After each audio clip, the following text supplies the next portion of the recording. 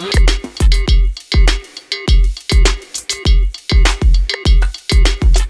va être ensemble pour environ 50 minutes, en tout cas sur la partie présentation, et puis on répondra au fur et à mesure, comme Lise le disait, aux différentes questions s'il y en a.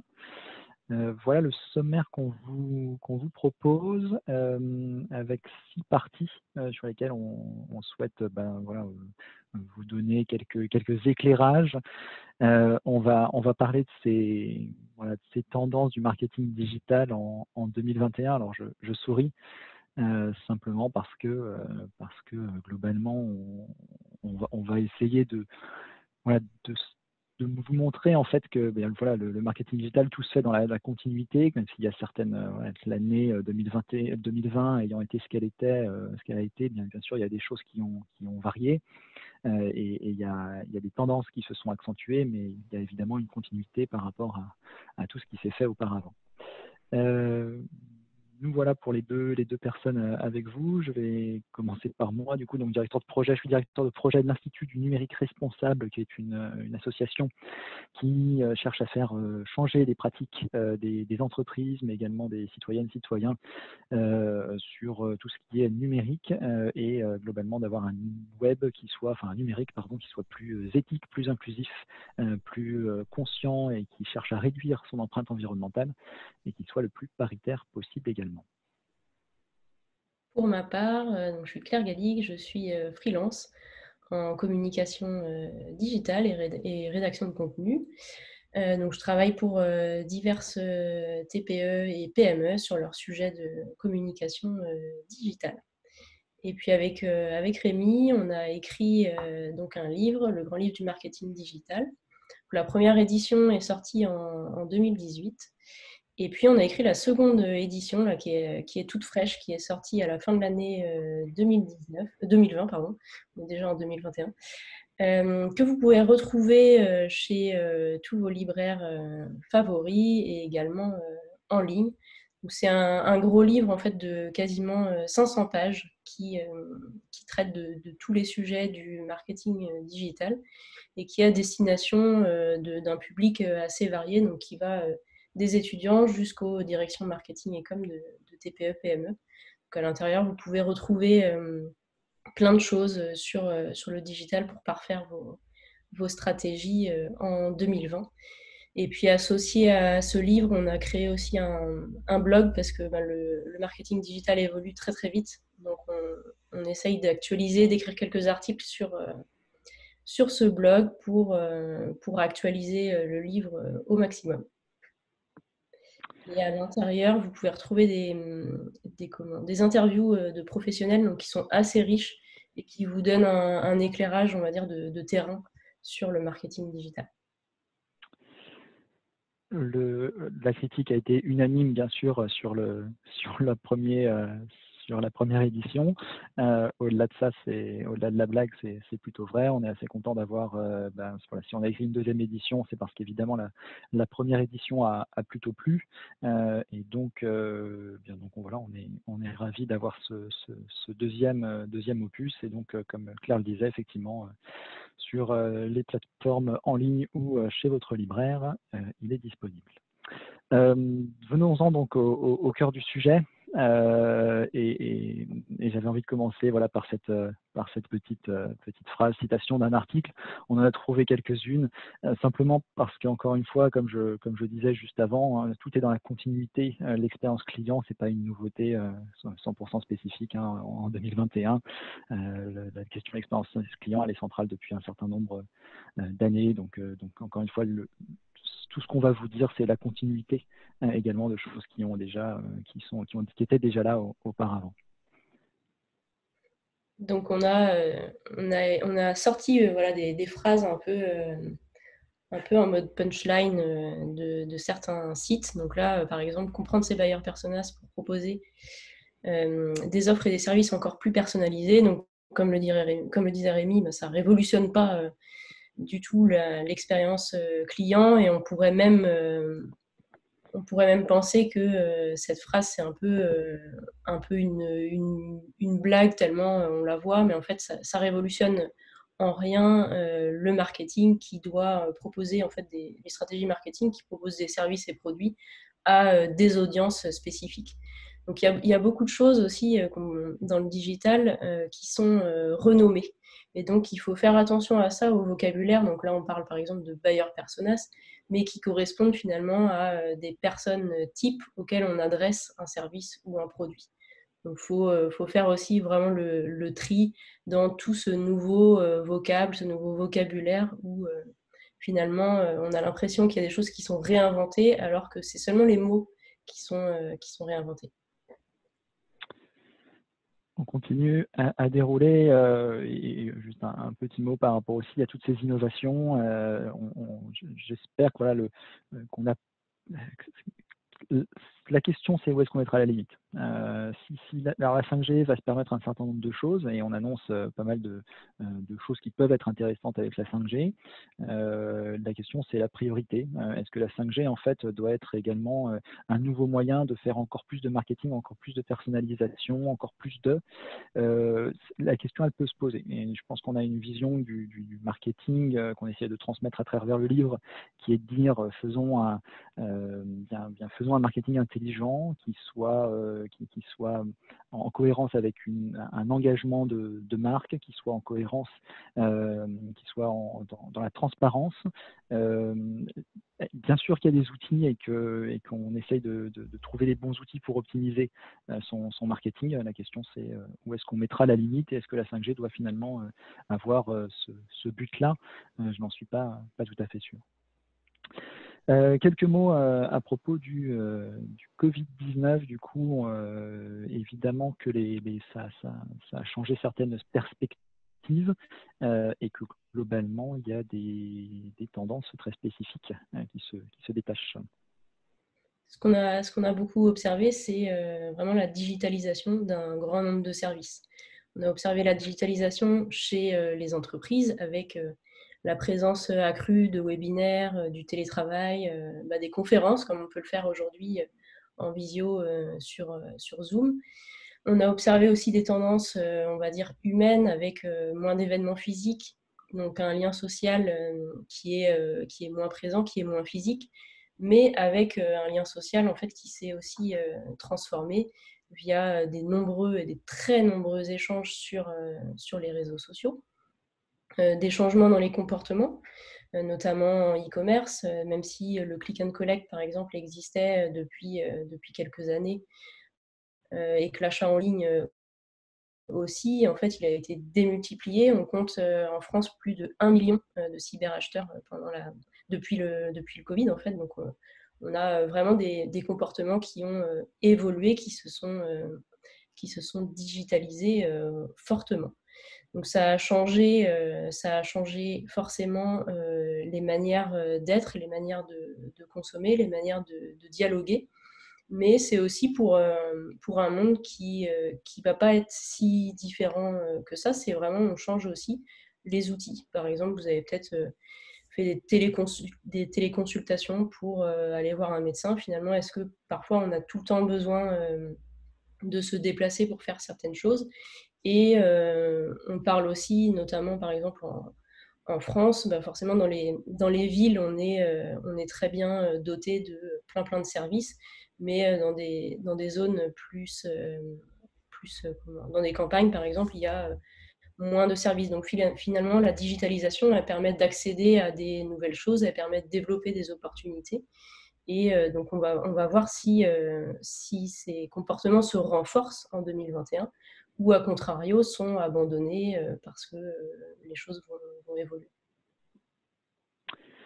Toujours dans cette introduction, avant d'enchaîner donc vraiment sur le contenu à proprement parler, on avait envie de faire un point aussi sur c'est qui finalement le consommateur, la consommatrice type, l'acheteur type.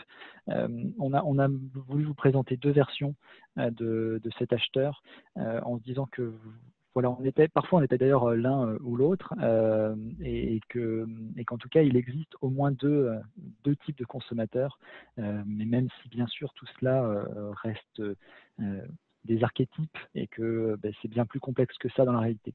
En tout cas, il y a une vision optimiste du consommateur, de l'acheteur qu'on peut avoir, qui est celui qui aujourd'hui est plutôt en quête de sens, qui est celui qui veut converser avec la marque, qui va chercher du lien, qui va être plutôt fidèle, qui va chercher en ligne, qui va vouloir être rassuré, qui va se baser sur de la recommandation, qui va plutôt chercher de l'adapter du sur-mesure et rechercher une expérience. Ça, c'est quelques petites choses qu'on a voulu mettre ici. Oui, potentiellement, ces personnes-là, elles existent et elles s'adressent de plus en plus à des marques qui leur répondent sur des valeurs qui sont celles-là aussi.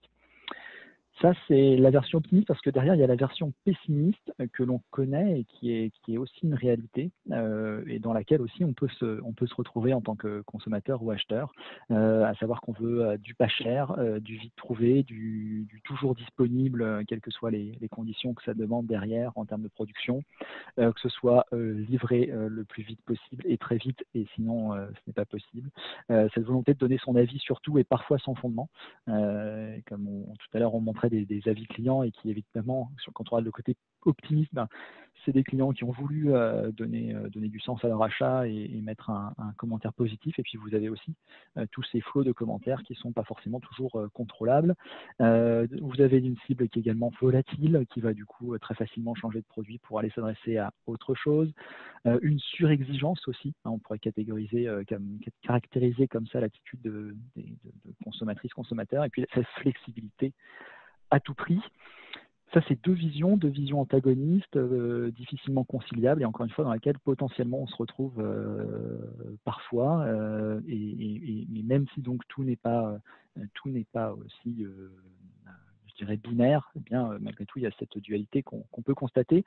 Et en tant que marque, du coup, on peut essayer d'avoir le choix de s'adresser à l'une ou à l'autre de ces cibles, même si il y a une réalité qui est la suivante, c'est que les marques, et je trouve que cette citation d'un article de WeAreCom est intéressante, nos marques ne sont plus seulement comparées à leurs concurrents directs, l'expérience client est évaluée à l'aune de celle des géants du e-commerce.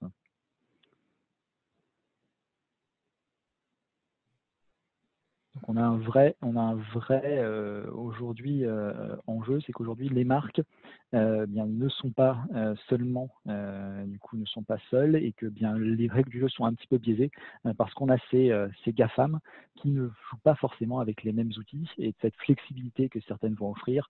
Je pense par exemple à Amazon. Évidemment, quand on est un commerçant, c'est pas forcément, enfin n'importe quel commerçant, c'est pas forcément évident d'avoir cette flexibilité, que ce soit sur les retours, que ce soit cette capacité à envoyer aussi rapidement, etc., etc. Mais les règles du jeu, encore une fois, ne sont pas forcément les mêmes et pas toujours non plus très réglementaires, on va dire, ce qui n'est pas forcément simple.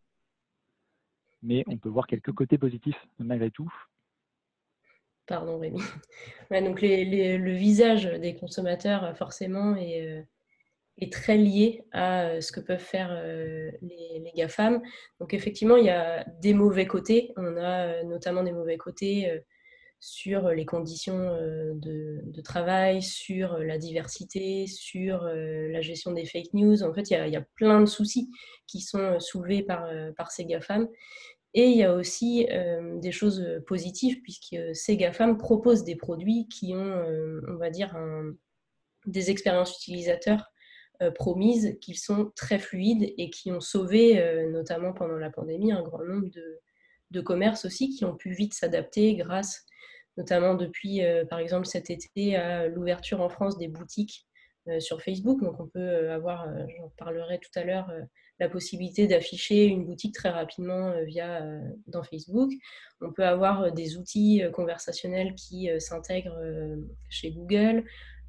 Chez Microsoft, on a pu avoir la possibilité de converser via des visios et via des outils professionnels. Donc en fait, ces GAFAM, ils tirent le marché aussi vers le haut avec des produits qui sont très accessibles. Et ce qu'il ne faut pas oublier, parce qu'on est dans une démocratie et dans un monde qui bouge, c'est il ne faut jamais oublier en fait l'envers du décor. Et cet envers du décor, il faut apprendre à le combattre et puis à aller à chercher à légiférer aussi tous les mauvais côtés que peuvent apporter les GAFAM. Donc voilà, c'est vraiment deux teintes. C'est pas binaire, mais voilà, il y a des bons côtés, des mauvais côtés, et il faut faire aujourd'hui la part des choses. Ouais, et l'importance effectivement donc de légiférer à un moment donné parce que ces GAFAM a priori ne devraient pas se réguler par elles-mêmes et il y a un vrai enjeu hein, à un moment donné quand on regarde ce petit tableau qui montre bien la concentration des pouvoirs dans les mains de quelques sociétés, quelques géants du numérique. Il y a bien d'autres chiffres qui sont parus depuis et notamment des chiffres sur bien comment les GAFAM ont profité et beaucoup hein, de cette crise du Covid-19.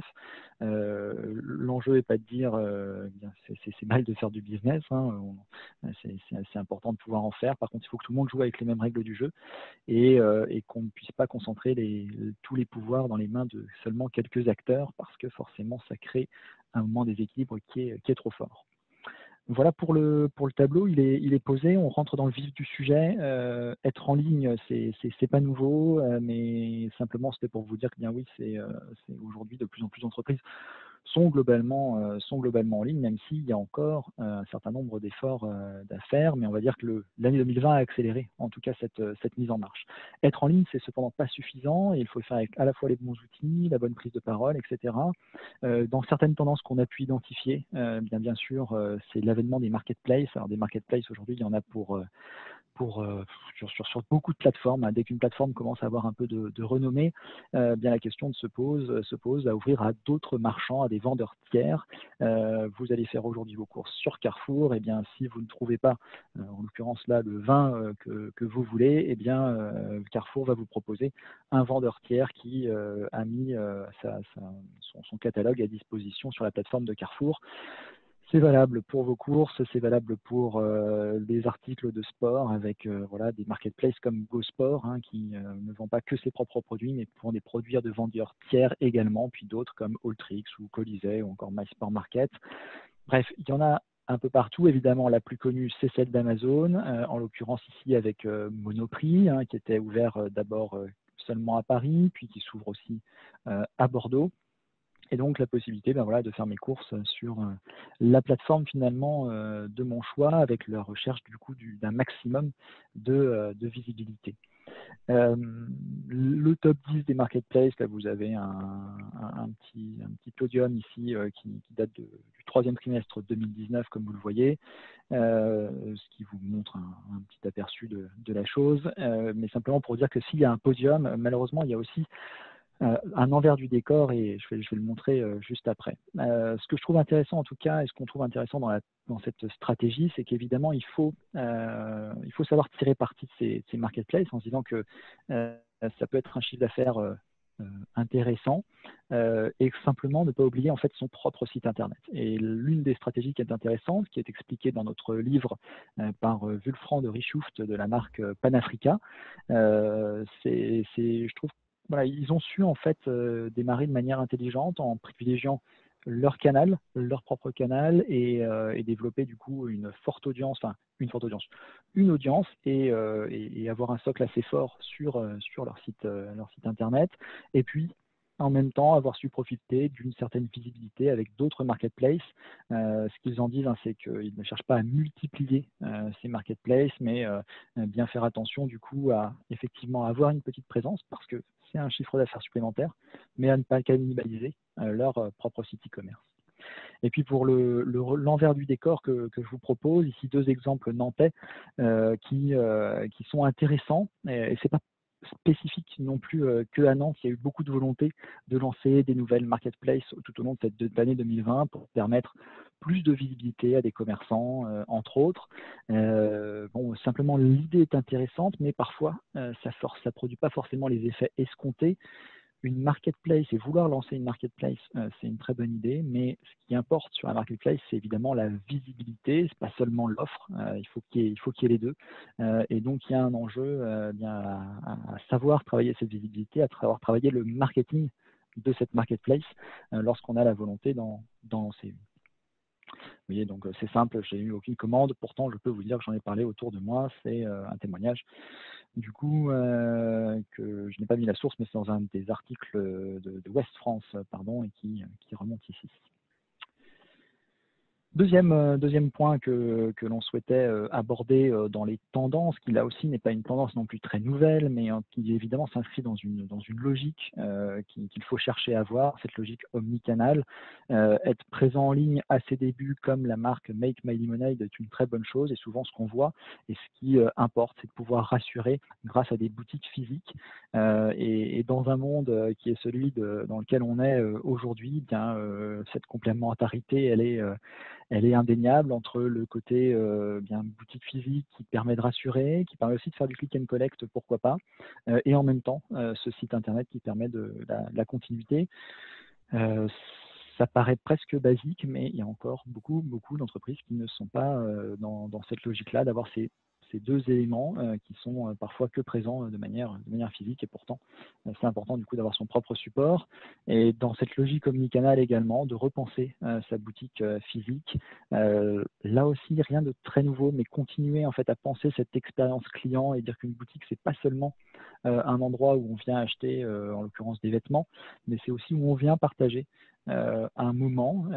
Et donc voilà, on voit que la boutique elle propose aussi des bouquets de fleurs, que la boutique elle propose de faire ses ateliers également, ses ateliers de couture, et puis même on peut prendre un café à l'arrière de la boutique.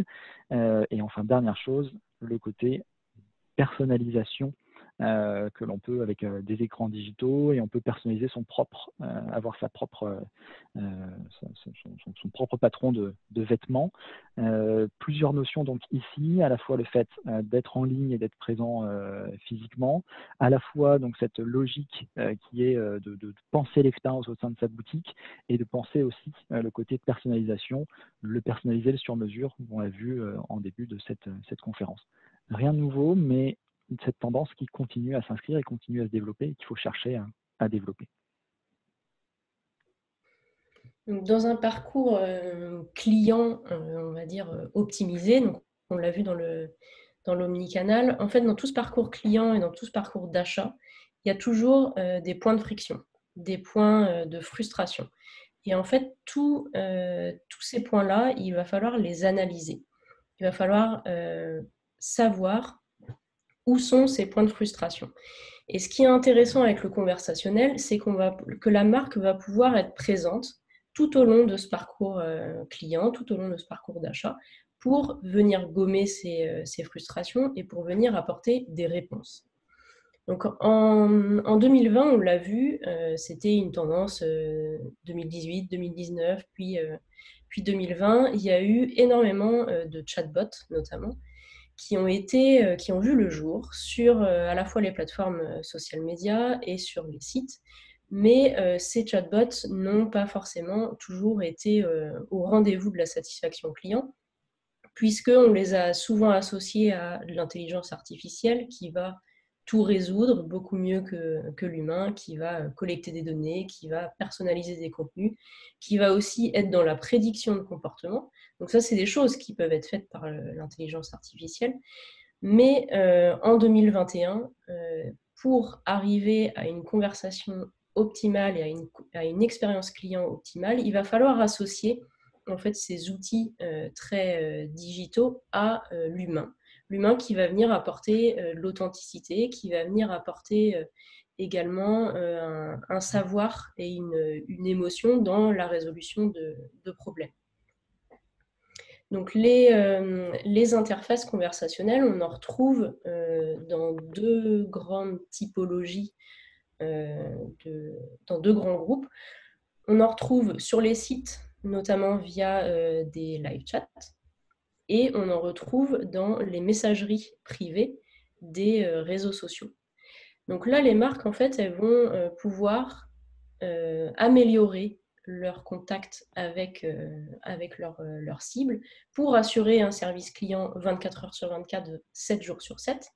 Donc 24 heures sur 24, 7 jours sur 7, il y a un moment donné où en fait l'automatisation et l'agent conversationnel va pouvoir prendre le relais quand l'humain, par exemple, n'est pas là. Mais pour proposer une expérience conversationnelle vraiment sans couture et avec des bonnes réponses, l'humain va pouvoir prendre et résoudre les questions les plus complexes, va pouvoir apporter de la satisfaction au client, va pouvoir l'accompagner pour apporter des réponses quand le client va avoir besoin d'un avis sur un produit, par exemple, va pouvoir l'accompagner sur la conversion, sur la validation d'un panier, sur une question sur les paiements. Enfin, vraiment, le conversationnel va arriver à tous les points de contact qui posent des problèmes aux audiences. Et puis, via le conversationnel, on peut également collecter un grand nombre de données. Et c'est là que c'est important et c'est là que les stratégies aussi d'intelligence artificielle peuvent être très intéressantes. C'est que dans cette analyse de données, on va pouvoir identifier, par exemple, tout un tas de questions récurrentes qui vont pouvoir être automatisées ou tout un tas de questions récurrentes qui vont pouvoir faire l'objet d'articles de blog, d'une FAQ beaucoup plus dense, mais aussi d'améliorer tout simplement les produits et les services parce qu'on va identifier les problématiques des audiences. Sur les sites, notamment e-commerce, on va retrouver différentes typologies d'agents conversationnels. Ici, par exemple, on a sur le site de Leroy Merlin un assistant virtuel. Donc là, c'est intéressant parce qu'on a une double compétence, c'est qu'on a un assistant virtuel qui va répondre, par exemple, sur un suivi de commande ou sur une disponibilité d'un produit donc grâce à des réponses qui sont préenregistrées. Mais l'utilisateur peut aussi communiquer avec un humain s'il a une demande plus complexe. Donc là, on est sur une double compétence d'un assistant. On a des assistants, donc là par exemple avec la plateforme du Nantais iAdvise, donc avec un chat sur un site comme par exemple Back Market, qui va accompagner le client tout au long de son parcours d'achat. Et on a également d'autres types de modules. Rémi, si tu veux bien passer. Ouais, super. D'autres types de modules aussi sur les marchés B2B. Parce que souvent, donc, on a beaucoup d'exemples dans le B2C, parce que sur les sites e-commerce, on en trouve énormément.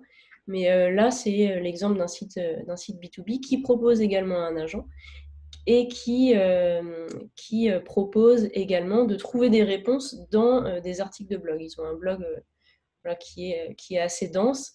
Et donc, ce blog a été aussi réalisé en fonction des réponses, des questions qui sont les plus posées. Comme ça permet en fait de libérer du temps à un humain qui ne va pas en fait répéter 50 fois la même chose, mais qui va plutôt passer le relais à une automatisation qui va voilà, prendre en compte, qui va rediriger la personne vers la bonne réponse.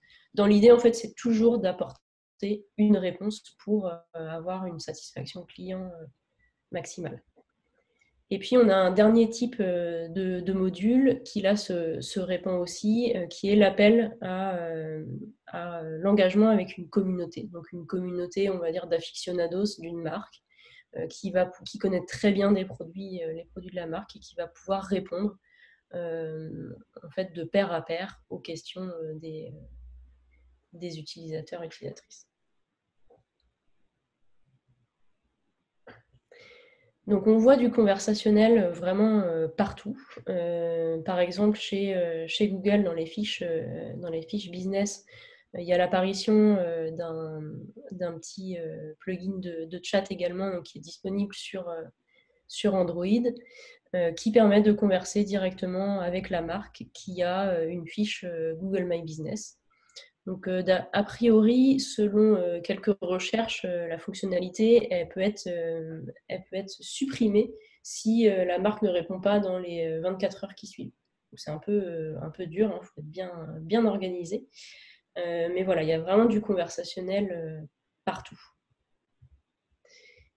Et puis, on le retrouve aussi donc il y a un petit problème de slide par contre, chez WhatsApp. Donc, il y a beaucoup de marques qui utilisent également de plus en plus WhatsApp pour échanger avec leurs clients. Donc ici, on retrouve vraiment ce côté social media où on échange dans des messageries qui, a priori, étaient privées et utilisées entre utilisateurs, mais qui développent de plus en plus de fonctionnalités business. C'est le cas aussi chez Apple.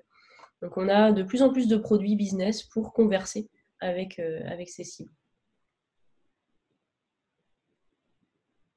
Donc on le voit sur les réseaux sociaux. En fait, les réseaux sociaux, au départ, avaient, on va dire, une coloration. Donc c'était des réseaux sociaux pour le divertissement, pour le commerce, pour une partie pro.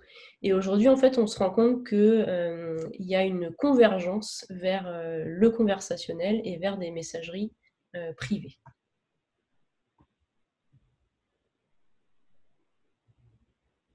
Donc, converser sur les réseaux sociaux. Donc, les réseaux sociaux sont devenus vraiment des points de contact essentiels pour converser avec une marque. Je ne sais pas si vous avez, par exemple, le réflexe, si vous avez un problème ou une question, de passer non plus par un standard téléphonique, mais par Instagram, par Messenger. Vraiment, on s'attend à avoir une réponse personnalisée via ces canaux. Et les marques qui proposent de converser sur les réseaux sociaux, finalement, elles vont parfaire l'expérience client, elles vont donner un ton aussi à leur marque, elles vont parfaire leur image de marque via ces réseaux sociaux. Et puis finalement, en fait, l'enjeu d'une bonne expérience conversationnelle, il ne réside pas en fait seulement dans la techno. Donc il ne suffit pas de se dire je vais converser avec mes audiences en ajoutant juste un plugin de chat sur mon site. En fait, c'est vraiment toute une organisation, toute une stratégie. Lorsqu'on décide de se lancer dans une stratégie conversationnelle, il faut aussi mettre les moyens qui vont avec. Là, je vous ai mis l'exemple d'une grande marque e-commerce française qui, a priori, n'a pas forcément, on va dire, bien formé toutes ses équipes. Donc, là, on le voit, c'est une personne qui fait remonter un problème en fait sur un site, et finalement, derrière, on lui répond que sa demande, on s'en fiche, que le site a toujours été comme ça et que ça ne changera pas. Donc là, en fait, on est dans un cas de figure où finalement, l'humain ne vient pas parfaire l'expérience utilisateur. Et puis, si, à contrario, si on laisse l'automatisation faire, c'est pas forcément mieux.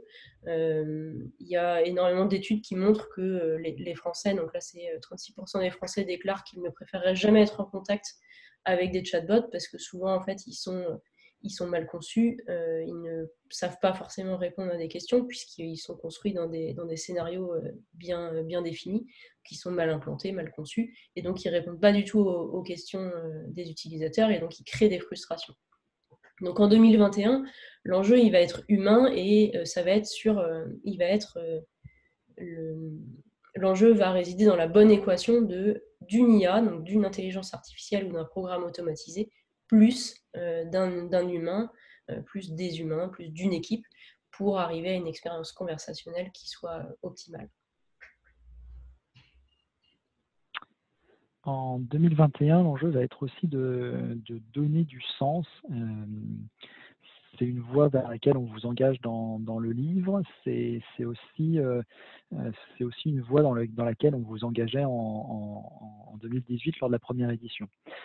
Pourquoi je dis ça? Simplement parce que donner du sens, pour nous, c'est quelque chose qui semble assez essentiel. Donner du sens à sa stratégie de marketing, évidemment, puisque c'est ça dont on parle. Mais il y a quasiment un préalable, évidemment, qui est de donner du sens à sa marque. C'est d'autant plus facile ensuite pour donner du sens à ces messages. Dans le discours que l'on a en général, c'est bien de dire pour donner du sens, il faut être transparent, il faut être honnête, et il faut que ce que l'on fait, ce soit en cohérence avec ce que l'on dit, et ce que l'on dit soit en cohérence avec ce que l'on fait. Et ça, c'est globalement ce qu'on essaie d'exprimer à travers le livre, et à travers ce que l'on dit en général, ce que l'on conseille. Et donc, voilà, un des préalables, c'est sans doute de donner du sens à sa marque.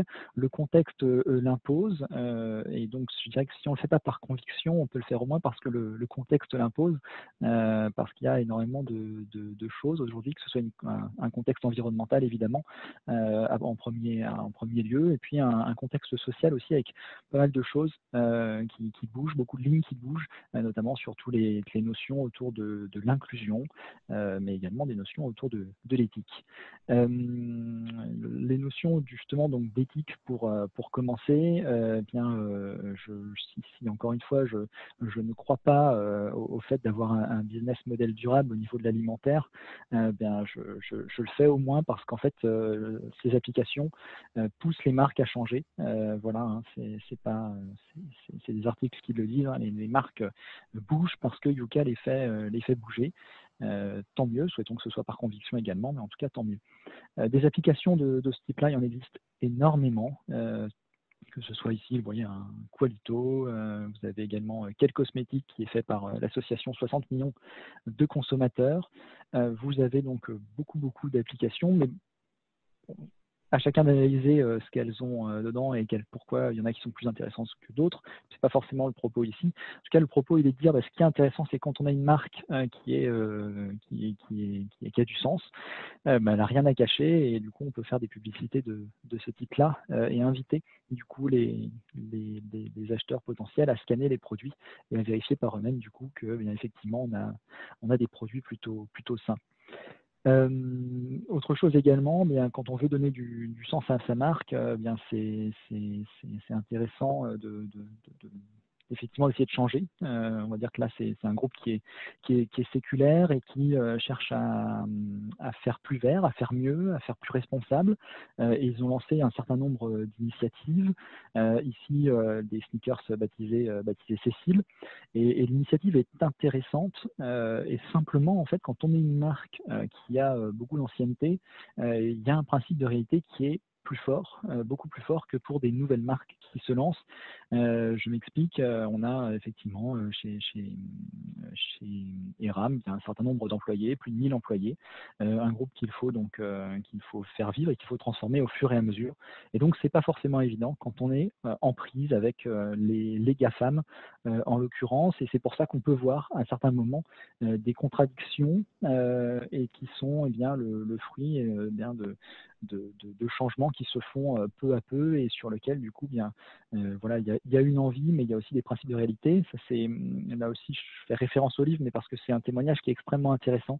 C'est la préface du livre qui a été faite par Renaud Montin, le directeur marketing de Gémeaux, donc du groupe Eram, et qui voilà, témoigne de cette problématique, hein, de cette envie de changer, et puis également de ce principe de réalité, on le disait, à la fois avec cette cible qui est en quête de sens, qui va vouloir payer le prix juste, etc.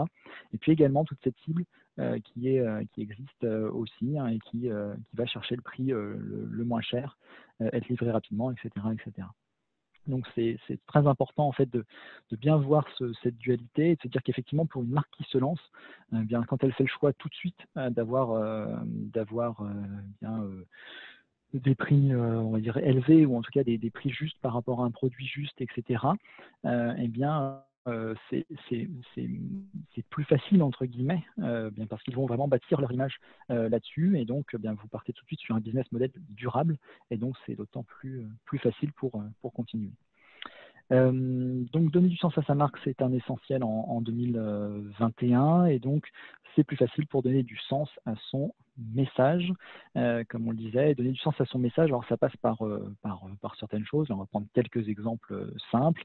C'est changer un petit peu les stéréotypes. Des marques comme le slip français ont longtemps communiqué de cette manière-là, de manière donc très stéréotypée. Vous voyez que en 2021, la Ciotat n'a pas eu trop de soucis à mettre ses vœux de cette manière-là sans se poser quelques questions préalables, je crois. En tout cas, ça a été vite identifié comme étant un peu catastrophique par les internautes, évidemment. En 2021, donnons du sens et changeons un petit peu ces stéréotypes. Faisons mieux que ça, donc. Faisons mieux que ça aussi. Et ça date de 2020, hein, donc il n'y a rien de très ancien pour vendre des logiciels, du coup. Hein, visiblement, ça fonctionne. même si c'est dramatique, et c'est dramatique. Changeons également, là c'est moins dramatique, mais je pense que c'est important aussi de le remonter, ici, l'école Audencia, de dire voilà, il faut faire attention en fait à chaque point. C'est-à-dire que bien là à gauche, on voit qu'on a un stéréotype, 2 hommes en costard, bien veiller à avoir, une femme, un homme en fait à chaque fois sur des photos si on veut, bien promouvoir, la parité, et pareil sur la photo de droite également, bien veiller, à ce que bien, il y ait, des représentantes et des représentants de l'entreprise ou de l'école en l'occurrence, qui soient présents. C'est peut-être des détails, pour certaines ou certains, c'est très, très important, pour, du coup, bien changer des stéréotypes et créer une marque qui est la plus valeureuse possible. Donc les choses, bougent. Vous voyez que le cinéma français, change sa communication à un certain moment. Par opportunisme, par conviction, je n'en sais rien. En tout cas, ce qui est intéressant, c'est qu'ils le font, que ça fonctionne, que les gens disent bien merci. En fait, on voit d'autres choses et c'est intéressant. On voit des corps qui nous ressemblent et c'est ce que l'on cherche. Donc, encore une fois, bien, même si c'est pas par conviction, faites-le parce que ça fonctionne, parce que c'est une tendance évidente. Faites-le par conviction, c'est mieux, évidemment. Dernier point que je soulève dans se donner du sens à son message, toujours dans une optique de plus de parité, de plus de mixité. L'écriture inclusive, qui est une pratique qui peut sembler intéressante, et qui l'est, hein, et qui cherche à redonner une place, au terme féminin, féminisé, dans la langue. Simplement, quelques écueils. Si on la prend directement brute comme ça sur un support numérique, elle est difficilement accessible, et je ne vais pas forcément m'étendre sur le sujet parce que c'est assez long. J'ai écrit un article sur le sujet sur mon blog personnel. Alors, ça fait beaucoup d'adresses en même temps, mais vous pouvez noter celle-là. Qui en parle. Et en même temps, il faut chercher des solutions parce qu'aujourd'hui, notre écriture, la langue française, exclut le féminin dans la grande majorité des cas. Donc il faut qu'on cherche des solutions parce qu'encore une fois, on se doit de créer des modèles plus inclusifs, plus éthiques et je crois que c'est heureusement et tant mieux une tendance qui s'inscrit dans le temps. Donc, tendance suivante, donc ça fait un peu comme un catalogue, mais bon, voilà, c'est, On nous avait demandé de faire un catalogue. on a dû faire des choix. N'hésitez pas à poser vos questions dans le chat. Il y a eu des questions sur l'omnicanal et cross-canal, donc il y a eu des Alors, réponses. Lise Claire, Courroux. si toi tu as accès, il y a des questions dans questions et réponses, mais moi je vois la notif, mais j'arrive pas à avoir accès au module. Ah, du coup, moi, j'ai accès donc à quelqu'un qui est parti un peu plus tôt et qui demande s'il y aura un replay du webinaire. Donc ça, je laisserai Lise y répondre. Cross Canal, ça a été répondu. Et Lise Courroux qui demande 36%, quelle tranche d'âge. Donc on vous partagera l'article. Il n'y avait pas forcément de tranche d'âge donnée dans les statistiques. Donc encore une fois, les études, forcément, il y a des statistiques dans tous les sens. Ça donne des tendances assez générales, même si à chaque fois, en fait, derrière les chiffres et derrière les stats, il faudrait vraiment creuser beaucoup plus pour avoir des choses très précises qu'on n'a pas toujours. Donc voilà, n'hésitez pas à poser vos questions, on est là pour y répondre. Sandra qui demande même question, pourra-t-on avoir un replay? Donc Lise, je te laisse répondre à cette question. Sur les réseaux sociaux, donc pendant de nombreuses années, les réseaux sociaux, quels qu'ils soient, ont été dans toutes les listes de tendances. Il y a eu beaucoup de questions sur est-ce qu'il faut y être, se lancer, pas y être, sur quels réseaux sociaux être.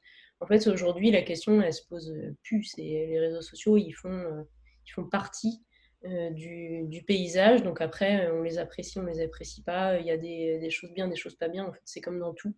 Mais aujourd'hui, une entreprise qui n'est pas sur les réseaux sociaux se coupe d'une forte notoriété, se coupe d'un levier de conversion, de conversation, se coupe de plein de choses en fait.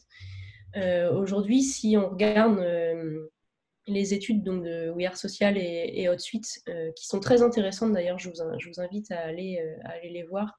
We Are Social qui publie très régulièrement des études sur les chiffres des réseaux sociaux, donc qui sont très, très, très fournis. Si vous avez besoin de chiffres, vous les trouverez chez eux.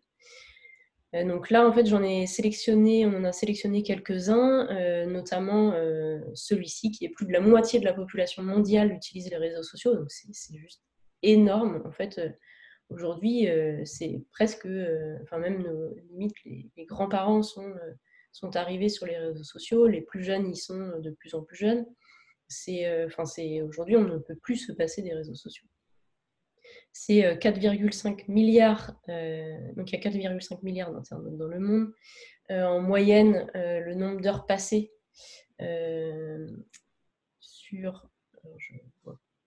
en ligne chaque jour, c'est 6h43, et avec la crise qu'on traverse, c'est des heures et des heures qui sont ajoutées en fait dans les statistiques. Sur les réseaux sociaux, c'est 2h24 chaque jour en moyenne dans le monde. En France, on est à 1h42.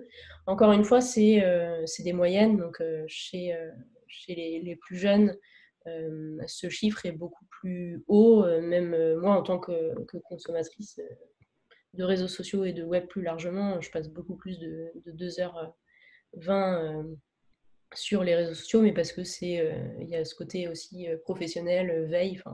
Bref, en fait, chacun y voit midi à sa porte. Et puis un chiffre qui était intéressant aussi, c'était 62% des personnes interrogées, donc ça c'est issu d'une étude qui est sur le site d'Instagram, ont déclaré que leur intérêt pour une marque ou un produit a augmenté après l'avoir vu dans les stories Instagram. Donc on voit aujourd'hui que Instagram est aussi devenu un fort levier de notoriété pour agir sur les conversions. Vous avez un petit sondage qui est lancé pour savoir si vous aussi, après avoir vu un produit sur Instagram, vous avez initié un achat. Donc là, pareil, graphique issu de We Are Social HotSuite, juste pour vous montrer en fait la puissance des plateformes social media. On retrouve sur le podium en France YouTube. Donc YouTube qui est très très utilisé aussi comme moteur de recherche par les plus jeunes en fait, qui n'utilisent pas forcément Google mais qui vont directement dans YouTube. Donc pour rappel, YouTube c'est Google derrière. Et puis Facebook, donc on dit souvent que Facebook est une plateforme vieillissante, mais elle se trouve quand même sur le podium. Et elle est toujours utilisée par les plus jeunes, notamment Rémi, je ne sais pas toi si tu as quelques retours comme ça, mais moi les retours d'étudiants que j'ai pu avoir, c'est oui, on utilise beaucoup Facebook pour faire des groupes de travail, pour les associations de l'école. Donc c'est très utilisé. On n'est plus sur ce côté aujourd'hui j'ai mangé une pomme, mais sur un outil collaboratif. Tu as les mêmes retours aussi, Rémi? Ouais. Messenger, Instagram, WhatsApp, là ce qui est super intéressant, c'est de voir que Facebook, donc la maison Facebook, derrière c'est Messenger, Instagram, WhatsApp. Derrière c'est la même entreprise. Et la puissance de Facebook aujourd'hui est juste indéniable. Donc là, la tendance social media qu'on a décidé de mettre en avant, c'est le social commerce. Donc si on regarde votre sondage, on est 58-42. 42% donc des personnes qui suivent ce live ont acheté un produit après l'avoir vu sur Instagram. Donc en fait, il faut savoir que depuis cet été, en France, il y a eu l'apparition de nouvelles fonctionnalités dédiées au commerce. Donc là, je vous ai mis quelques captures d'écran liées à Instagram. On voit donc que ça soit sur Facebook ou Instagram, aujourd'hui, les entreprises qui ont un compte pro peuvent mettre en avant une boutique sur leur compte Facebook et Instagram. Et l'expérience utilisateur, en fait, elle est sans couture, elle est hyper bien pensée. Et il y a plein de fonctionnalités en fait, qui ont été développées, comme les tags des produits qu'on peut voir sur la première capture d'écran. Donc une marque qui veut mettre en avant des produits peut ajouter un petit tag de prix qui derrière donne lieu, vous pouvez le voir sur la troisième capture d'écran, à une fiche produit. En 2021, ce qu'on peut imaginer, donc ce qui existe déjà dans d'autres pays, mais pas encore en France, c'est le paiement in-app. C'est le paiement directement à l'intérieur d'Instagram, qui viendra vraiment parfaire l'expérience client de bout en bout, où vous verrez un produit dans une publication dans le fil d'actualité ou en stories, vous cliquerez sur la fiche produit, ça vous intéresse, vous achèterez directement dans Instagram. Donc là, on peut faire le pont aussi, notamment avec des applications comme WeChat, qui en Chine qui en Chine est une application hyper utilisée. Je crois que c'est 92% de la population chinoise qui utilise cette application, qui aujourd'hui permet de tout faire, qui permet de prendre un rendez-vous chez le médecin, d'acheter un billet de train ou de dialoguer avec ses amis. Donc Instagram, ou en tout cas le groupe Facebook, forcément rêve aussi d'une application qui intègre un peu tout comme ça. On ne pouvait pas passer non plus à côté de TikTok qui a crevé les plafonds durant notamment le confinement en termes de téléchargement. En France, il y a 4 millions d'utilisateurs actifs mensuels. Donc certes, on est sur une population, sur des usagers qui sont assez jeunes. Mais c'est une application hyper intéressante puisqu'elle a bousculé le marché. Donc en apparence, si on va sur TikTok, on voit beaucoup de vidéos divertissantes, on voit des chats, des défis et puis des trucs assez rigolos qui permettent vraiment de divertir. Mais TikTok, c'est pas que ça. C'est aussi un lieu d'échange, un lieu de débat, un lieu où on s'informe. Par exemple, si vous regardez le hashtag Black Lives Matter, on voit énormément de vidéos très courtes qui parlent du mouvement et pas juste avec des petites vidéos divertissantes. C'est vraiment en fait un lieu aussi pour débattre. Et ce qui est intéressant, c'est qu'on a, par exemple, Le Monde a créé son compte TikTok et vient on va dire, diffuser son actualité auprès d'une cible plus jeune en maîtrisant les formats et les codes de TikTok. Donc c'est assez impressionnant. Donc en termes pour une marque, est-ce qu'il faut y être ou pas y être? Encore une fois, ça dépend des objectifs que la marque a, du message qu'elle veut diffuser. Mais pour se lancer sur un réseau social comme TikTok, il faut vraiment comprendre les codes pour en fait, ne pas passer complètement à côté et puis rater son entrée sur le réseau social. Donc sur le petit sondage, vous êtes 24% à avoir téléchargé TikTok et 76% à ne pas l'avoir téléchargé. Intéressant comme retour. Et puis enfin, les réseaux sociaux, c'est aussi beaucoup de controverses et on a été servi en 2001 et on risque d'être bien servi en 2021 aussi. Donc très récemment, WhatsApp a pris du plomb dans l'aile et Signal décolle fortement. Donc Facebook en fait a annoncé plusieurs choses concernant les données personnelles liées à WhatsApp. Donc WhatsApp qui était connu pour plutôt des messages cryptés de bout en bout. Donc toutes ces logiques changent aujourd'hui. Et donc il y a là la petite guerre contre WhatsApp qui est lancée notamment sur Twitter, où des Elon Musk ou autres personnalités assez influentes sur les réseaux sociaux ont appelé en fait à aller sur Signal, même comment Snowden disait bah voilà, aller sur Signal, WhatsApp c'est plus fiable. Et puis très récemment aussi, il y a toutes les controverses autour des tweets de Donald Trump et des suppressions de comptes de Donald Trump, et plus largement en fait sur la démocratie sur les réseaux sociaux. Donc c'est des sujets en fait qui vont les données personnelles et la démocratie sur les réseaux sociaux, c'est des sujets qui vont bousculer les réseaux sociaux en 2021. Il va y avoir vraiment beaucoup de discussions et de débats autour de ça qui vont être assez passionnants. Et puis enfin, très rapidement, je finis la partie réseaux sociaux sur les social ads, donc, qui ont très bien résisté à la crise. Aujourd'hui, la publicité sur les réseaux sociaux, c'est 25% du marché publicitaire. Et ça permet une hyper-segmentation des messages qui aujourd'hui est importante. On va le voir aussi de plus en plus dans les années à venir. Une marque, elle va s'adresser à des communautés. C'est déjà le cas, hein, c'est des choses qui sont engagées. On personnalise, les marques personnalisent de plus en plus leurs messages, leurs produits, leurs services.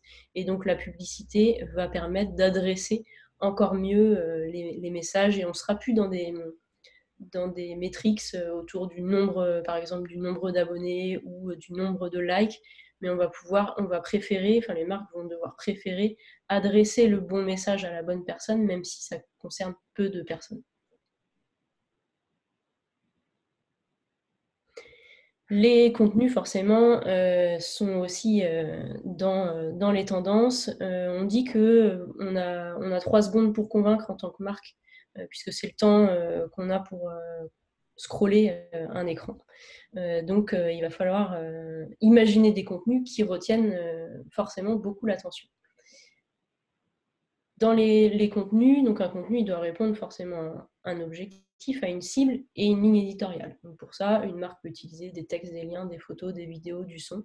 Voilà, il y a énormément de typologies de contenus qui peuvent être utilisées. Ce qui est très intéressant, c'est de voir l'essor des stories.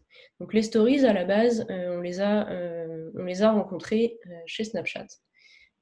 Qui a été copié par Instagram, qui a vraiment popularisé ce format Stories, qui aujourd'hui est fortement consommé sur Instagram.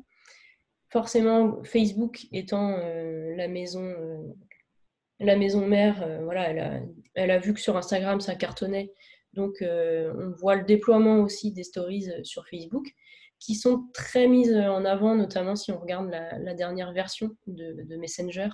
Les stories sont mises en avant, exit les chatbots et les jeux. Là, on voit les conversations et les stories. Et puis on les retrouve, on les a rencontrés cette année chez Twitter, via ce qu'ils ont appelé des flits, chez LinkedIn, et en fait on voit des stories absolument partout. On voit dans les contenus la prolifération de vidéos. Donc la vidéo, pareil, c'est pas nouveau, c'est dans les tendances depuis des années, mais à chaque fois il y a des petites choses qui changent. Donc là, ce qui est intéressant, c'est de voir que les Français, ils consomment pas mal de vidéos. La télé est loin d'être morte. Et aujourd'hui, en fait, on a en France un usage de la vidéo à la fois sur la télé et sur le digital. Et le digital, il vient gratter à chaque fois des petites minutes par-ci, par-là, sans forcément évincer la télé. Petit sondage qui apparaît. Donc on voit deux grandes typologies en fait de vidéos, des vidéos très courtes, donc de moins de 60 secondes, qui sont notamment sur TikTok et sa copie Instagram, les Reels. Donc là, on est vraiment sur la captation d'attention de l'utilisateur via voilà, des vidéos très très courtes. Très très courtes, mais pas que. Pourquoi ? Parce qu'on a aussi vu l'apparition de vidéos beaucoup plus longues qui sont là pour raconter des histoires. Donc on est dans un storytelling qui est beaucoup plus profond. On a des codes de vidéos sur voilà, des beaux montages, sur un storytelling qui est léché. Donc là, je vous ai mis l'exemple, par exemple, de Pitcher, qui est une marque d'habits outdoor et qui propose en fait de suivre un couple qui veut skier à travers, enfin, sur un super domaine. Et en fait, on les suit à travers tout un voyage sur la route. Et en fait, donc, ces protagonistes portent les vêtements de la marque, mais en fait, le propos, il n'est pas du tout dans la vente d'un manteau, par exemple, mais plutôt dans un univers qui est l'univers du voyage, du rêve, et puis de la poursuite aussi de ces rêves. Donc c'est vraiment intéressant de voir que les marques elles travaillent des contenus longs pour plonger les utilisateurs dans un univers et pour les fidéliser en fait dans cet univers.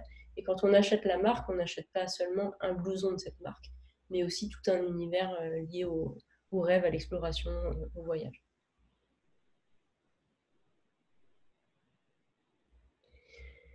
Donc là, c'est pour revenir au graphique du tout début où on voit que la télé n'est pas morte, mais la télé se déporte aussi sur le digital. Donc là, par exemple, on voit le célèbre animateur de Questions pour un champion qui est sur Twitch. Donc Twitch qui est loin d'être nouveau.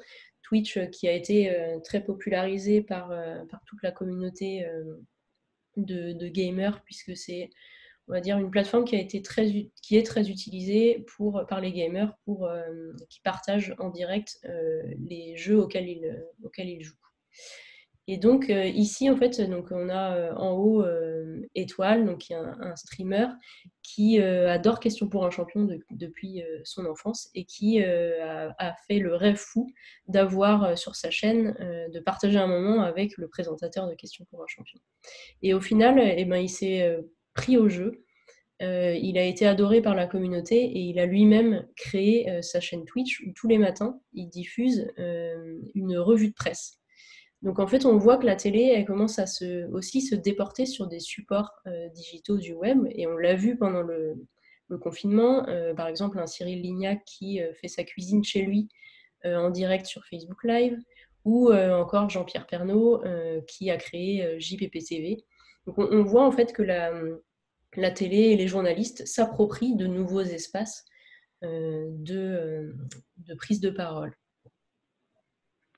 Et il nous reste deux exemples, je crois. Il reste 2 exemples, je vais les faire rapidement. On voit aussi le grand retour des newsletters qui sont plus dans des contenus longs et éditorialisés et incarnés. On le voit notamment chez Règle 30, donc qui est rédigé par Lucie Ronfaux, qui traite notamment de la place de la femme dans les espaces digitaux, notamment que ça soit dans le jeu vidéo, chez les GAFAM. Enfin, c'est une newsletter qui est très intéressante et elle travaille pour le compte de Numérama. Et donc là, on est vraiment sur du contenu long où on est dans une relation épistolaire en fait avec cette personne. Et derrière, on ne voit pas forcément Numérama. On reçoit un email de Lucie Ronfaux qui a un avis, qui a des idées, qui a des convictions. Et en fait, on vient lire finalement son courrier. Et vous pouvez le voir en fait sur plein de newsletters désormais. Les newsletters sont personnifiés, sont signés et sont vraiment plus engagés qu'à un moment donné. Et on n'est plus seulement dans la mise en avant d'un produit, mais on est dans la mise en avant de convictions et d'idées. Et puis enfin, ah bah, il me manque une slide juste sur le contenu. En fait, on est sur 2 typologies de contenus, des contenus très courts qui vont attirer l'attention, on le voit d'ailleurs dans le sondage, vous avez mis que vous préfériez contenu court. Non, j'ai le mauvais contenu. Enfin, vous préférez les contenus courts. Donc, sur les contenus courts, on est là vraiment pour attirer l'attention et pour capter une audience. Sur des contenus longs, on est vraiment sur la fidélisation et sur la création d'un lien beaucoup plus fort avec une communauté. C'est très intéressant pour les marques d'adopter en fait ces 2 stratégies, d'avoir des contenus courts et des contenus longs. 88% des gens sur ce live préfèrent les contenus courts. Et Rémi, vas-y, je te laisse. Voilà. Bah, oui, donc on aurait pu parler de beaucoup d'autres sujets, effectivement, mais il fallait en sélectionner quelques-uns aujourd'hui. Je pense qu'on peut passer dorénavant aux questions s'il y en a, et s'il y a des questions auxquelles on n'a pas répondu également. Merci beaucoup Claire et Rémi. Si vous voulez, on va faire le jeu de l'interview, ce que j'aime bien faire en fin de conférence. Du coup, on a Christophe qui nous demandait si c'était possible d'avoir des stats sur les utilisateurs de YouTube en fonction de la tranche d'âge et le type d'achat. Je ne sais pas si c'est un document que vous avez ou si vous pouvez renvoyer vers un lien quelque part. Ouais, sur les études, notamment de We Are Social Hotsuite, il y a beaucoup de données. Petit détail, ouais. On pourra mettre un lien, ouais, vers l'étude. Ouais, on va mettre un lien. Et sur le site de YouTube aussi directement. Ils ont de plus en plus des stats aussi liées à la France qu'ils partagent. Super, merci beaucoup. Il y a Lisa qui vous demande si le paiement in app, ça existe sur Facebook. Ça existe, mais pas encore en France. Donc, comme on le disait, en fait, vraiment le social commerce en 2021, ça va être justement cette expérience de bout en bout où on va voir un produit et directement l'acheter. Donc, c'est possible, en fait, la fonctionnalité existe. Mais voilà, en France, ça va vraiment se développer pour avoir cette expérience complète. On a une question de Alexis, donc qui a une remarque sur le fait de donner du sens et d'avoir du sens dans le marketing digital quand on invite évidemment à utiliser les canaux d'entreprise type Facebook qui récupèrent plus de data personnelle dont elles ont besoin. Voilà, comment est-ce qu'on arrive en fait à du coup avoir bonne conscience entre guillemets. Ouais, la difficulté en fait sur cette question-là, c'est qu'aujourd'hui, de toute façon, en tant qu'entreprise, on n'a pas le choix. C'est-à-dire que vous ne pouvez pas être présent, vous ne pouvez pas ne pas être visible sur Google, vous ne pouvez pas vous passer de LinkedIn, etc., etc. Vous pouvez difficilement vous passer d'Instagram, enfin bref, selon votre cible évidemment, mais globalement, on ne peut pas faire sans. Donc la question en fait, c'est déjà comment on les utilise, c'est-à-dire que est-ce que, je sais pas, je prends un exemple très simple, c'est est-ce que quand je fais de la publicité, je vais marteler 100 000 fois la même publicité auprès des mêmes utilisateurs de manière à ce que je m'assure qu'enfin ils achètent quelque chose. On voit encore beaucoup d'entreprises qui vont avoir des bandeaux publicitaires à plusieurs endroits sur une même page. Donc ça, c'est déjà une première manière de réfléchir. Et puis après aussi, c'est dans tous les cas, dans les messages que l'on passe aussi, c'est quel message je transmets, qu'est-ce que je transmets à travers quel message je véhicule. Et puis dernière chose, c'est aussi comment est-ce que j'invite aussi, comment à l'intérieur de l'entreprise aussi, on essaye de changer les pratiques pour peut-être utiliser d'autres outils. Mais il faut d'abord en fait qu'il y ait des changements dans nos pratiques personnelles, donc en interne à l'entreprise, dans nos pratiques personnelles aussi à la maison, avant de pouvoir se dire que dans le marketing, on va pouvoir faire des choses. Là, pour le coup, je ne pense pas que le marketing puisse vraiment induire des choses. Hein. Si demain on vous dit, écoutez, arrêtez d'être référencé sur Google, pariez 100% sur Quant, faites de la publicité uniquement sur Quant. Ça fonctionnerait difficilement pour votre entreprise. Donc voilà, se fixer des règles, comprendre ces messages et puis du coup essayer de donner du sens dans ses actions en se disant que c'est aussi ailleurs qu'il faut changer les pratiques. De toute façon, j'imagine que cette question aussi, elle est évidemment très ouverte au niveau de l'interprétation. Donc, merci Rémi d'avoir donné en tout cas ton point de vue là-dessus. On a Baptiste qui nous demande, vous avez dit que le social shopping sur Instagram est lié à un compte pro. Les conditions d'accès à un compte pro ne sont-elles pas difficiles pour une TPE qui démarre, par exemple, en fonction du nombre d'utilisateurs ou des engagements? Alors, du coup, il n'y a pas du tout en fait, de restriction par rapport à ça. On a d'ailleurs testé la fonctionnalité de la boutique sur une page test sur Facebook. Donc, même sans une grosse communauté, la fonctionnalité est accessible. Et sur Instagram, en fait, c'est juste un changement de compte. Sur Instagram, il y a deux grandes typologies de comptes. C'est le compte personnel et le compte pro.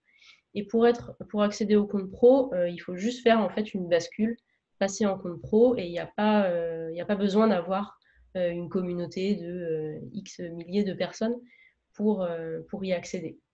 Peut-être que Baptiste fait référence à notamment certaines fonctionnalités comme les liens dans les stories qui sont seulement accessibles à partir d'un certain nombre d'abonnés. Mais en tout cas, voilà, il faut le prérequis pour avoir du shopping sur Instagram, c'est d'avoir une page Facebook avec la boutique activée sur Facebook. Baptiste répond que oui. Ça marche, merci Claire.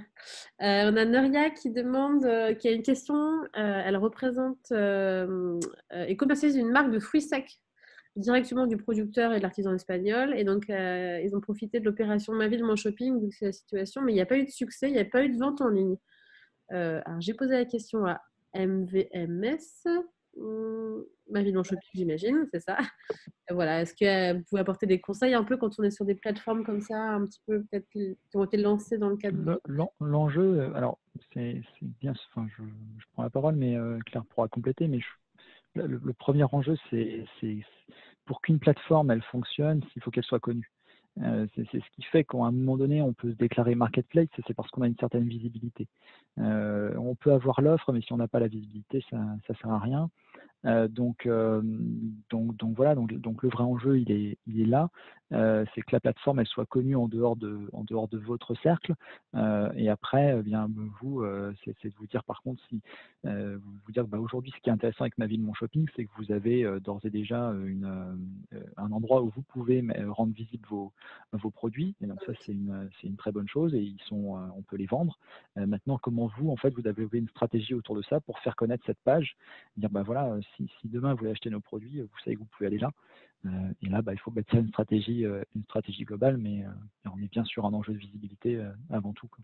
Est-ce qu'il ne faut pas aussi demander aux marketplaces peut-être d'avoir eux-mêmes leurs chiffres un petit peu de fréquentation et d'audience aussi qu'on vous aide? Oui, complètement, mais après, enfin, c'est pas très étonnant quand une plateforme est nouvelle et qu'elle se lance, le temps d'adoption, le temps qu'elle soit trouvée, qu'elle soit trouvable, qu'il y ait un lien de confiance qui soit établi, hein. Ma Ville, Mon Shopping ou Mon Noël Nantais, être certain que globalement les gens vont s'approprier ces plateformes et s'y rendre. Bah, il faut beaucoup de temps. Donc réinventer des nouvelles plateformes et des nouvelles marketplaces, ça se fait pas en un claquement de doigts, même s'il y a le côté local qui peut jouer. Il faut quand même beaucoup de publicité pour qu'il y ait des réflexes qui se créent. Bon, et puis après, il faut voir après d'autres questions. S'il y a de la visibilité, peut-être qu'il y a des questions aussi sur comment est faite la plateforme et quelle est l'expérience qui est utilisateur qui est proposée, qui peut être aussi un autre point, je dirais, qui peut bloquer. Mais bon, je pense principalement c'est la visibilité. Et je rajouterais peut-être une petite chose pour la visibilité. Il y a notamment dans le livre, on a interviewé les mini-mondes qui, au départ, en fait, se sont fait connaître pas mal par de l'échange de visibilité, des jeux concours sur les réseaux sociaux. Et en fait, c'est une tendance qui a pas mal émergé, je trouve, depuis le confinement. C'est beaucoup de collabs entre les marques. Et du coup, de faire des petits jeux concours ou des collaborations avec une marque qui est un peu plus forte, ou alors quand on est une marque forte, justement s'associer avec des plus petits pour les mettre en avant parce qu'on sait que bah, ils ont des bons produits, c'est des personnes super derrière, c'est des bons leviers aussi. Donc c'est l'idée de développer ces collaborations, de développer son réseau pour justement gagner en visibilité. Merci beaucoup. On va prendre une dernière question, puis après on va aller vous laisser manger Rémi et Claire. On a Raphaël qui nous demande, alors les plateformes social media ont désormais l'air de favoriser le lien avec sa communauté plutôt que le scoring social. Facebook annonce supprimer le bouton like de ses pages, met en avant le temps de réponse. Google favorise les recommandations de users, la disponibilité, etc. Hormis une ligne éditoriale bien bâtie autour des valeurs de sa marque, y aura-t-il une tendance à l'apparition de certains standards en matière d'éthique, de transparence, valeurs plutôt sociales, humaines? Qu'est-ce que vous en pensez? Ouais, c'est super intéressant. En fait, ce qui est intéressant dans l'évolution des réseaux sociaux, c'est on est passé justement de ce côté like avec, on regardait que des tailles de communauté et un nombre de likes. Mais tout ce qu'on ne voit pas, c'est justement, par exemple, dans le conversationnel sur des plateformes, sur les messageries privées, bah, il y a un lien fort qui est créé dès qu'une marque, par exemple, vient résoudre un problème que l'on a. On ne va pas forcément laisser un like sur la page, mais on a une très bonne image de la marque parce que on a échangé des messages et la marque était au rendez-vous. Il y a, je pense qu'il y a toutes ces stratégies en fait où derrière une marque, il y a des humains qui sont là pour répondre à d'autres humains, ça va être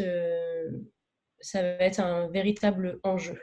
Parce qu'il y a aussi beaucoup de gens qui ne vont plus forcément s'engager parce qu'il y a eu en fait aussi beaucoup d'achats de likes. On sait que les avis, il y a aussi beaucoup de problèmes liés à des achats d'avis. Donc effectivement, en fait, des standards en matière d'éthique, de transparence pourraient voir le jour sur les réseaux sociaux, comme ils vont pouvoir voir le jour sur des produits. Aujourd'hui, sur des produits, par exemple, alimentaires, on va avoir le Nutri-Score et on va voir apparaître aussi l'impact écologique des produits, justement, via ces labels. Donc, potentiellement, on pourrait voir l'apparition un peu de labels sur certaines entreprises, quoi. Il y a Baptiste qui nous partage moralscore.org. J'imagine que ça doit être ça dont tu parlais, Claire. Moralscore.org. Un label. Vous avez des principes, découvrez les marques qui les respectent. Je vous le mets dans le chat. Ouais. Merci beaucoup en tout cas, Claire, de nous avoir proposé ton point de vue. On a une question sur votre livre. Pour clôturer, Gwenny qui demande si le grand livre du marketing est annoncé en réimpression. Est-ce que vous êtes déjà en cours de ce livre? Ben, on ne le sait pas. Ouais, je crains qu'il faille y aller. Alors, je sais que sur les grandes plateformes, il est à disposition. Si vous voulez une moins grande plateforme, il doit être dispo peut-être sur la Fnac également. Mais j'ai vu en tout cas sur la librairie.com. Ah non, sur la librairie.com, il est en réassort. Mais demandez à votre libraire, sinon il vous le fera revenir sous peu. Sinon, vous connaissez les GAFAM, elles le proposent assurément. Ce serait super que ce soit dispo partout, et notamment sur les petites librairies, mais difficile de contrôler tout. Mais on va faire remonter en tout cas à notre éditeur.